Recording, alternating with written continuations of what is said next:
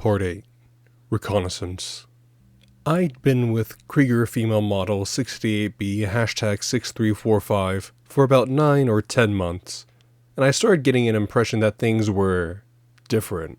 I mean, the rations were waiting for me when I came home from work every day, but there seemed to be the barest half-inch of slouch when she marched about the garden, and I swear I saw her tapping her foot once when she was standing to attention outside the front door, ready to receive the postman. She was an indoctrinated soldier after all. She needed action.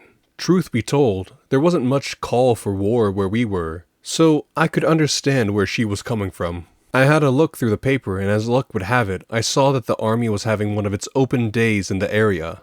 You know the type. Let everyone have a poke inside an APC, dump helmets on top of kids, and let them pretend they're big damn heroes. Rope some of the stronger men into a gun run tournament, that sort of thing.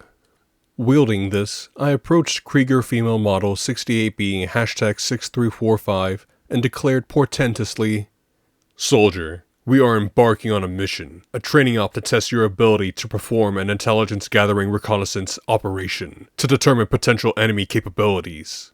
I don't know exactly what happened next, but things went a bit spinny, and when I woke up I was in the public car park area of the local Duke's Manor, on whose land the open day was being held. Krieger Female Model 68B #6345 was standing before me, dressed in full combat gear, and lathered head to toe in mud and leaves for camouflage. But the eyepieces of her gas mask were positively gleaming.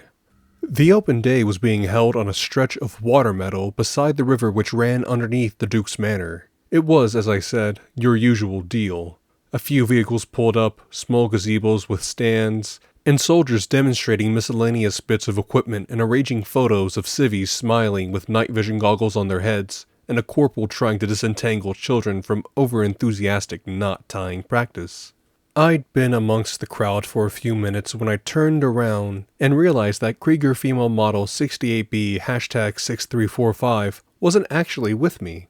For a while I span around, disoriented, but after catching a glint of a lens from the tree line over on the other side of the river, I tramped over and found Krieger Female Model 68B #6345 lying under strewn branches in her own foxhole, viewing the open day through binoculars literally screwed into the rims of her gas mask's eyepieces and scratching copious notes into a pink moleskin notebook.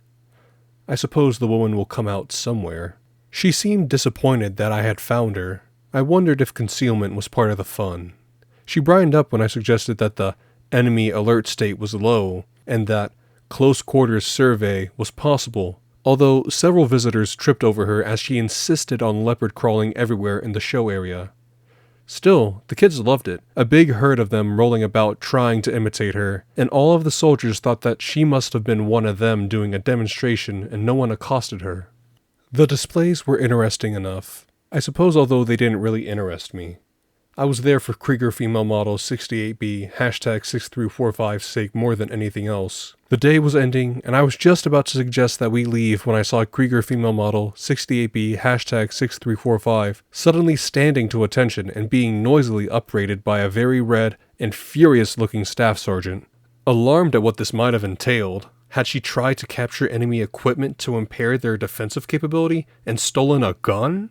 I hurried over to see what was going on, but the staff sergeant roughly shoved me back, which sort of ran counter to the whole open day ethos before anything else. What struck me more, though, is that Krieger Female Model 68B #6345 took absolutely no action to intervene. I shuffled back over to the car park and watched her for the next couple of hours.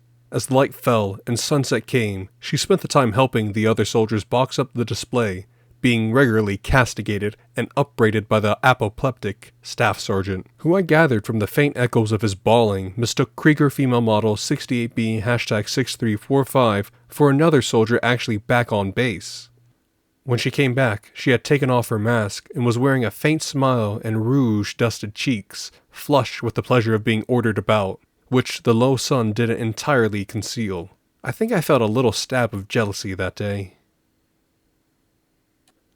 Blooper, and declared portentously, that's not a word I hear every day.